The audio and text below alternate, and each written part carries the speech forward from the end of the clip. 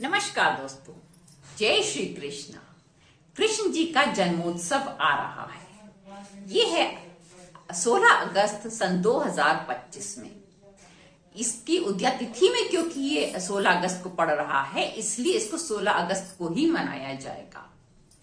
आज के विषय है जन्माष्टमी। जन्माष्टमी में हमको क्या क्या करना चाहिए, हमको कैसे कृष्ण जी को प्रसन्न करना चाहिए, कौन से मंत्रों का जाप करना चाहिए, और सबसे इंपॉर्टेंट कृष्ण जी का जो बाल रूप होता है लड्डू गोपाल, उनकी सेवा में हमें क्या विशेष कार्य करना चाहिए जिससे कि लड्डू गोपाल प्रसन्न हो सके, हमारी संतानों को आशीर्वाद प्राप्त हो सके। यदि हमारी संतान भटक गई तो सही रास्ते पे आ जाए, यदि संतान नहीं है तो आप कौन सा काम करें, कौन सा उपाय करें, कौन सा मंत्र पढ़ें कि आपको ये सौभाग्य प्राप्त हो और आपकी भी गोद भर जाए। आज के वीडियो में हम जन्माष्टमी के विषय में बहुत कुछ जानेंगे। अंत तक बने रहिएगा, मेरी वीडियो को अच्छे से देखिएगा। अगर कोई बात आपको नहीं समझ में आई है या कोई पॉइंट, कोई बिंदु छूट गया है तो आप कमेंट सेक्शन में पूछ भी सकते हैं। नमस्कार दोस्तों, मैं अंजलि सक्सेना एक बार पुनः स्वागत करती हूं आपका अपने चैनल पर। चलिए जानते हैं जन्माष्टमी के विषय में। जन्माष्टमी जो है वो कब पड़ती है? वो पड़ती है गणेश चतुर्थी के 4 दिन बाद। जन्माष्टमी तिथि जो है वो भगवान श्री कृष्ण के जन्मोत्सव की तिथि होती है। इस दिन भगवान श्री कृष्ण का जन्म हुआ था। अब ये जानेंगे कि इस दिन आपको भगवान श्री कृष्ण को प्रसन्न करने के लिए क्या क्या करना चाहिए। सर्वप्रथम तो उनका अभिषेक अवश्य करें। प्रातः उठ करके नहा धो करके जितनी जल्दी हो सके, क्योंकि ये अगर आप एकदम सुबह 4 से 6 के बीच में करते हैं तो अति उत्तम माना जाता है, क्योंकि ब्रह्म मुहूर्त में किया हुआ पूजा पाठ बहुत ज्यादा उत्तम मानी जाती है। अगर आप उस समय कर सकते हैं तो अति उत्तम है, अन्यथा आप प्रयास ये करें कि जितनी जल्दी हो सके आप नहा धो करके अपने घर को स्वच्छ करके और तब आप पूजा स्थान पे बैठ करके उनका अभिषेक करें।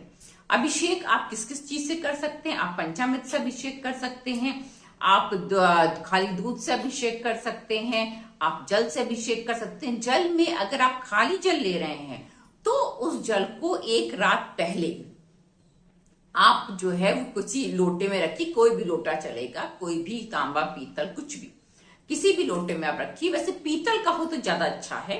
उसमें थोड़ा सा आप इत्र डालिए, 2-4 बूंद इत्र डाल दीजिए और साथ में डाल दीजिए आप तुलसी की पत्ती, और उस जल को रखा रहने दीजिए। रात भर ढांक के रखिएगा, कोई जूठा ना करे। उसके बाद अगले दिन आप उस जल से अभिषेक कीजिए तो आप ही समझिए कि कृष्ण जी बहुत ज्यादा प्रसन्न होते हैं। वैसे भी तुलसी तो उनको अर्पित होती ही होती है। अब अगर आप दूध से कर रहे हैं तो ठीक है, अगर आप इस तरह का जल बना के कर रहे हैं तो अति उत्तम है, और अगर आप पंचामृत से कर रहे हैं तो भी अति उत्तम है। अब अभिषेक करने के बाद आपको क्या करना है कि आपको उनको अच्छी तरह से स्वच्छ जल से साफ करके पोंछ करके सर्वप्रथम इत्र से उनकी मालिश करनी है। लड्डू गोपाल है, अगर आपके पास कोई मूर्ति है कृष्ण जी की तो भी। अब अगर आपके पास फोटो है, फोटो से आपका पूजा कर रहे हैं तो आप थोड़ा थोड़ा बस जल वो छिड़कते जाइए, जो जो आपको विधि कर बताई जा रही है वो छिड़कते जाइए। अगर आपके पास लड्डू गोपाल हैं तो उनकी सेवा तो आज आपको करनी ही करनी, क्योंकि मेन उन्हीं का तो त्योहार है। इसलिए आप इत्र से उनकी मालिश कीजिए। इत्र से मालिश करना कदापि ना भूलें, ये भगवान लड्डू गोपाल को अति प्रिय है। मतलब अगर आप रोज कर सकते हैं नहला करके उनको इत्र से मालिश तो बहुत ही अच्छा होगा। आपके शरीर के सारे कष्ट दूर हो जाएंगे, सारे दर्द दूर हो जाएंगे यदि आप लड्डू गोपाल की सेवा में उनको नित्य इत्र से मालिश करना प्रारंभ कर देते हैं तो। उसके बाद उनको सुंदर सा वस्त्र पहनाइए, अच्छे से सजाइए। अब उनको कुछ भी मीठा आप चढ़ाइए। माखन मिश्री का भोग सबसे अच्छा माना जाता है, क्योंकि उनको बहुत प्रिय है वो। माखन मिश्री का भोग लगाइए। अच्छा, आपको उनके मुकुट में मोर पंख जरूर रखना है। आजकल जो है ना बहुत स्टाइलिश पगड़ी और ये और वो आने लग गया है, लेकिन प्रयास कीजिएगा ऐसी चीज लीजिए जिसमें मोर पंख अवश्य हो, क्योंकि मोर पंख के बिना उनका श्रृंगार अधूरा रहता है। इसलिए आपको ऐसे वस्त्र का, ऐसे पगड़ी का या मुकुट का चयन करना जिसमें मोर पंख जरूर हो। अब जानते हैं कि इसके अलावा भोग लगाना है आपको। भोग लगा करके अगर आपके पास झूला है तो झूले में उनको झुलाइए।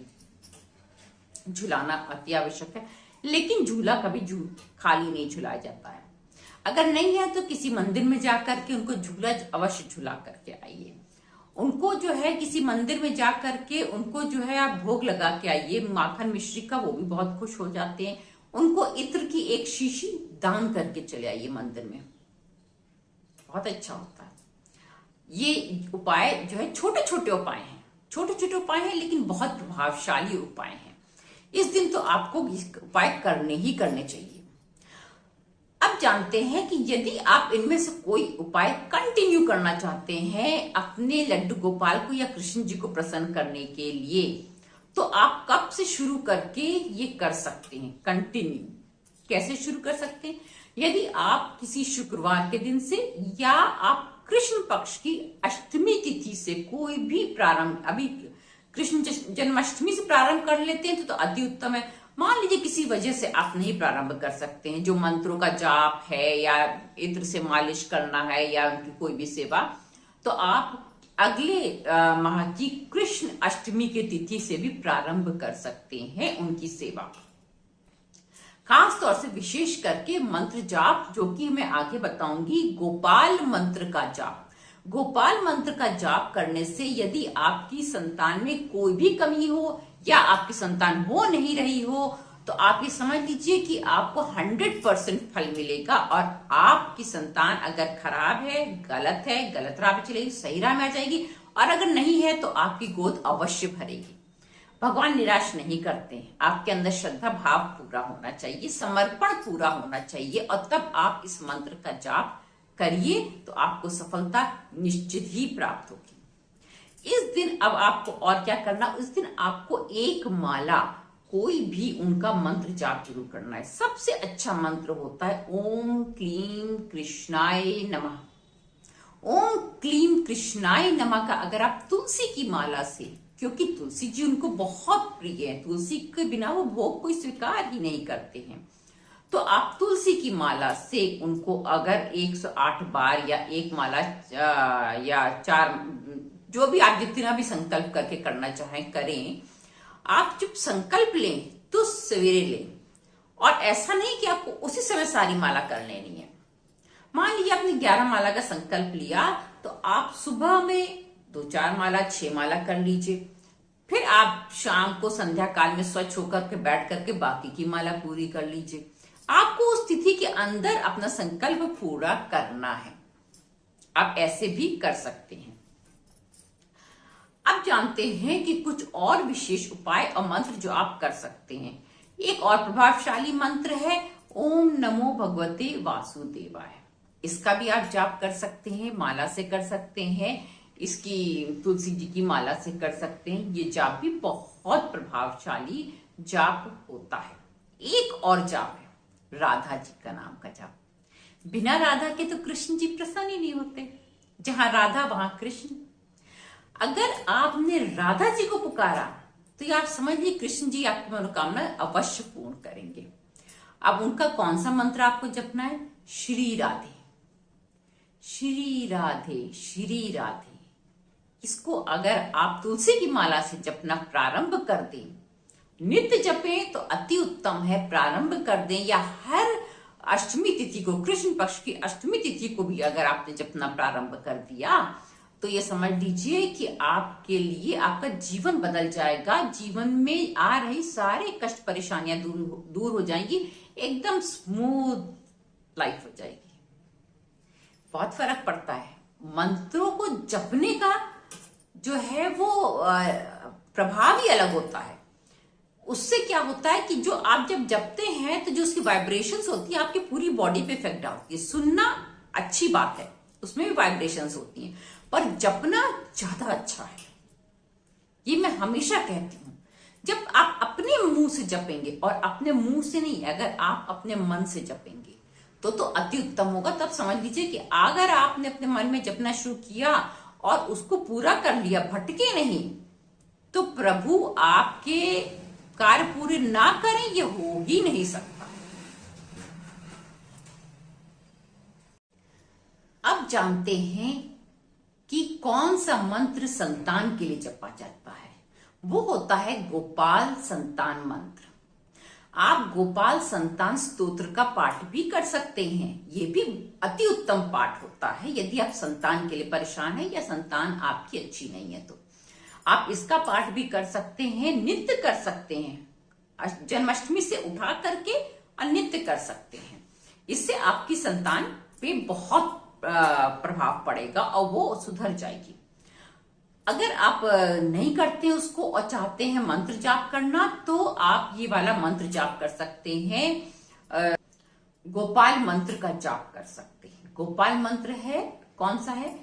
हे देवकी सुत गोविंद वासुदेव जगतपते देहि मे त्वमं कृष्ण त्वामहं शरणं गतः। ये इतना प्रभावशाली मंत्र है। अगर आप इसका जाप करते हैं, स्फटिक की माला से भी कर सकते हैं। वैसे सबसे अच्छा होता है तुलसी की माला। तुलसी की माला से आप इसका जाप कीजिए, नित्य जाप कीजिए। 1 माला कीजिए, 11 माला कीजिए, 5 माला कीजिए, 3 माला कीजिए, अपने ऊपर जैसा आप कर सकते। संकल्प लेकर कीजिए। बिना संकल्प के कोई भी चीज इतनी प्रभाव नहीं देती है, इस बात का हमेशा ध्यान रखिएगा। और जब भी आप संकल्प लेते हैं तो आपके कार्य पूरे होने में व्यवधान अवश्य आते हैं, लेकिन तभी कार्य पूरे भी होते हैं। ये भी आप मान लीजिए कि संकल्प के साथ अगर आप करते हैं तभी आपके कार्य पूरे भी होते हैं। इसमें से आप कोई भी कार्य करें, व्रत रख रहे हैं बहुत अच्छा है, नमक का सेवन ना करें और अनाज ना खाएं, वो तो व्रत में खाया ही नहीं जाता है। नमक छोड़ दें तो बहुत अच्छी बात है। अगर आप नहीं छोड़ सकते हैं तो सेंधा नमक का प्रयोग करके तब आप व्रत रख सकते हैं। और रात में आप उनका जन्म करेंगे। रात के समय भी जब जन्म करते हैं तो उनको जब 12 बजे उठाया जाता है, तब जब स्नान किया जाता है तब भी अभिषेक करा जाता है।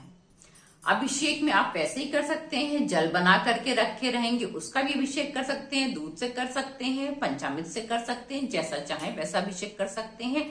लेकिन तुलसी की उपस्थिति जरूरी है। बिना तुलसी के उनको वो प्रसन्न नहीं होते। इस दिन आपको तुलसी जी की पूजा विशेष भी करनी चाहिए। तुलसी जी की विशेष पूजा में आप उनको भी मतलब धूप दीप दिखा करके और उनको भी आप मिष्ठान वगैरह चढ़ा करके उनकी परिक्रमा कर लें।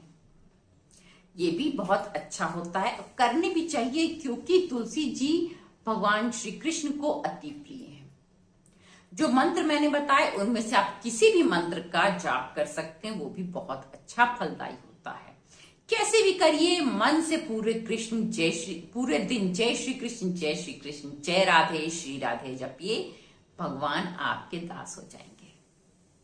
अगर कोई बिंदु शेष रह गया हो तो कमेंट में बिल्कुल पूछ सकते हैं आप मुझसे। नमस्कार दोस्तों, फिर मिलेंगे एक नई वीडियो में एक नए विषय के साथ। तब तक के लिए आपसे विदा लेती हूँ। जय श्री कृष्ण।